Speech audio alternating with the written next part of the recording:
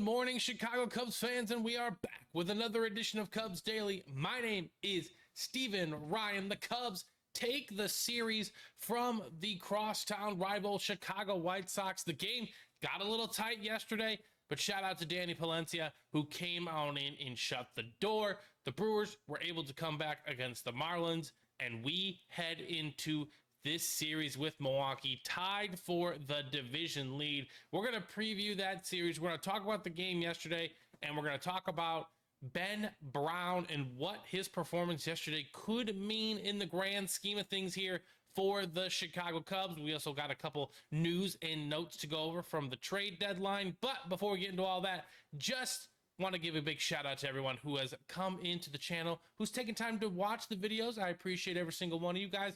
The consistent commenters, you guys are the best as well. I love interacting with you guys and gals on a daily basis. I love hearing your opinions. It definitely makes me think about the game differently and how everyone perceives this ball club. And everyone who has subscribed, shout out to you guys. And if you're new to the channel and you're enjoying the content, again, big thumbs up, hit that thumbs up button and subscribe to the channel for more Cubs Daily. So the Cubs are able to take care of business against the White Sox. They were able to pull away. Very, very headsy play at the end of the game. Kind of got lucky for the Cubs. Again, the White Sox did mishandle that ball, and it led to the eventual game-winning run by Ian Happ, who was interfered with at third base after he bulldozed Colson Montgomery. And again, Nico Hoerner nearly got picked off. That could have went very awry, very quick. But again, the Cubs were able to shut the door against the White Sox and complete the 5-1 series win over the course of the season. Yesterday, again, we're going to talk about it here throughout the game. Good, solid victory on the Cubs' part, no doubt. They are calling it the Nico Hoerner game, okay? Nico Hoerner was all over the place yesterday, okay, ladies and gentlemen? He was sensational on that front, right? Nico, 2 for 3. He had an RBI. He had a walk. I don't know if you guys and gals saw that double play in the middle innings there to really cut down the runner. It was the no-fly rule. It was just one of the headziest plays I've seen. Dansby Swanson was actually calling it out for Nico. There was a play, they called the infield fly rule. Nico let it drop. The base runner at second, I don't think he was quite aware of what was happening. He tried to, he advanced, and Nico gunned him out at third. That was the double play. There were 2 on and 1 out. And again, this is part of the Ben Brown experience a little bit, but Nico Hoerner, headsy play on defense, was able to get the Cubs out of that inning. And then, like we said in the later on, he did get picked off. You don't like to see that. But what you do like to see is him staying in the rundown long enough to force a throw home, because Ian Happ was gunning it from second and rounded hard. And then the White Sox threw home. He tried to get back. Colson Montgomery interfered, and he was able to score. I'm sorry, he did interfere, but that was the ruling on the play. And Ian Happ absolutely bulldozed the kid. The poor kid, he absolutely ran him over. It was the Nico Hoerner game, they're calling it. I can't say enough good things about Nico Hoerner. He's never going to get the praise of a superstar because everyone loves the long ball. And, he only has 3 home runs, but he's a baseball player's baseball player. I feel comfortable with that man in any part of our lineup. And I think it just shows the depth of this Chicago Cubs lineup when he's batting 8th. When he is batting 8th and you're getting those quality at-bats down 8. Our 8 hitter is hitting 289. That's a great average for the guy hitting 8th, right? And then Matt Shaw, who might be the hottest player on the team, is batting 9th in the lineup. So crazy to think about, but Cubs able to get that victory yesterday. Shout out to Nico Hoerner. And you know what? Also, shout out to this guy right here, Ben Brown. He went 5 innings, and he only had 57 pitches. Now, he didn't strike out as many players as I'd like. There was, of course, some moments of stress, no doubt about it, where a couple runners got on with less than 2 outs.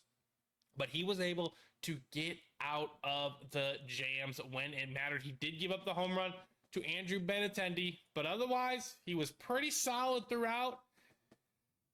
I don't know what to think of Ben Brown. I mean, it's just too much up and down for me personally. Now, again, I understand, ladies and gentlemen, with young players, you got to take your time. You got to do your due diligence. They have to work through the ups and downs, right? Especially when we're working with the kid like Cade Horton, like we did yesterday.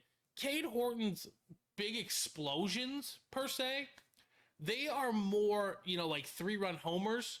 Ben Brown gives up the 3-run homer too, but it just seems like when Ben Brown's getting hit, the ball is getting hit hard regardless.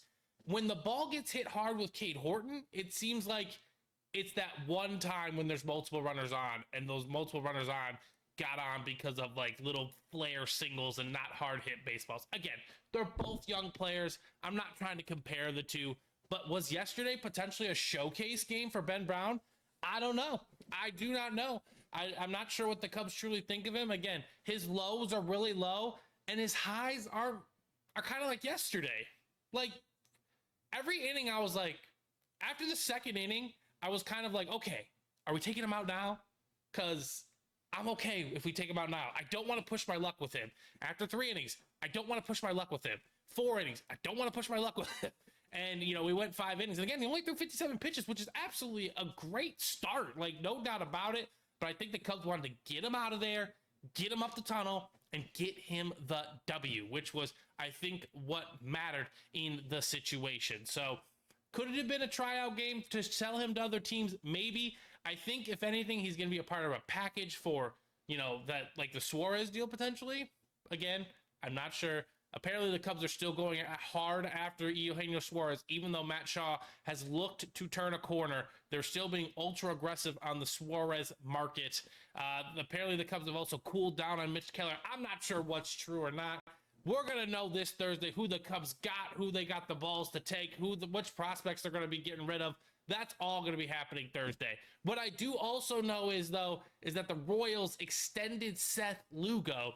I did allude to yesterday's video that the Royals are trying to get to the playoffs, okay? So they traded for Randall Grichuk. They wanted a bench bat. They wanted some outfield help.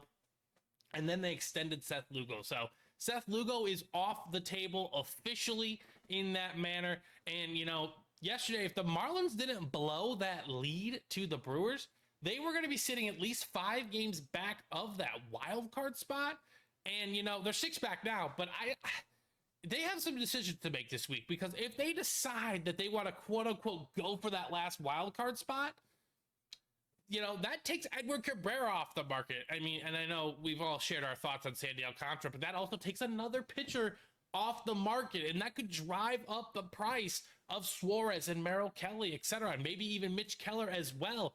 As the market dwindles and the demand raises, the prices get higher, and I'm not sure if the Cubs are going to be comfortable paying that extremely high price for a rental like Merrill Kelly and Eugenio Suarez. So every single day it can adjust the market in the trade world, and that's just the crazy part about baseball, right? You don't want to overreact to one day, but you also can't underreact, because if the Marlins, let's say they win these next 3 games that they're playing, and they're 3 games out of the wild card, they might convince themselves that, hey, I want to go off for that playoff money. I want to have a chance to have some playoff games in Miami, and I'm not interested in trading any of these young cats. So that's just kind of where we're sitting right now. The Diamondbacks are holding their cards, right? They're waiting to see who will bite first, who's going to drive up the price for these guys on the team.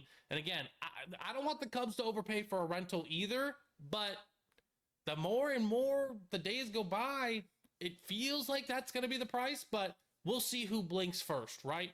So the trade deadline is going to be this Thursday. Again, every single news and notes that we hear, I will be reporting here on Cubs Daily, but we're kind of sitting still right now, and I think the Cubs do need to make 2 moves. So my prediction is that they're going to make a move here within the next day or 2. I'm not sure if it's going to be for Suarez or Kelly or for another pitcher. I've also heard they're in talks with the Twins on Duran, but apparently his price is just through the roof as well. So lots of different things to hop into and dive into, but we have a gigantic series this Monday, Tuesday, Wednesday, starting tonight at 6 o'clock in the Central Time in Milwaukee. We got the Cubs and Brewers tied for first place, tied for the best record in the National League, looking for some big time deciding games here. 2 of 3 from either team. leaves them only up 1. A sweep puts them up 3. That is the wild part about this series going on. And let's take a look at the pitching matchups we are going to have. It's going to start tonight with 2 all-stars, the Cubs all-star Matthew Boyd and the Brewers Jacob Mizorowski, the young stud who's out there, who's been called up since, I believe, late May and has been absolutely brilliant for the Brewers. Tuesday, we got Colin Ray versus Quinn Priester. And then Wednesday, to round out the series, we have Shota Imanaga versus their ace, Freddie Peralta. That's going to be the pitching matchup. It's going to be an absolute dandy. These games could decide divisions down the road, but they're not going to decide the division right now. So, again, it's go Cubs go, ladies and gentlemen. Let's go to Milwaukee and take care of business, and it starts tonight. I hope we all enjoy the game. I hope we have a great series, and I hope that on tomorrow's episode of Cubs Daily, I am reporting a nice Cubs victory. So, Math Boy, we don't need them to stop a loss. We need them to continue the win streak tonight. And again, ladies and gentlemen, if you're enjoying the Cubs content, again, smash the thumbs up button. I appreciate every single one of you. And again, subscribe to the channel. We're on the road to 1K. I appreciate all of you. I hope you all have a fantastic Monday. Go Cubs, go.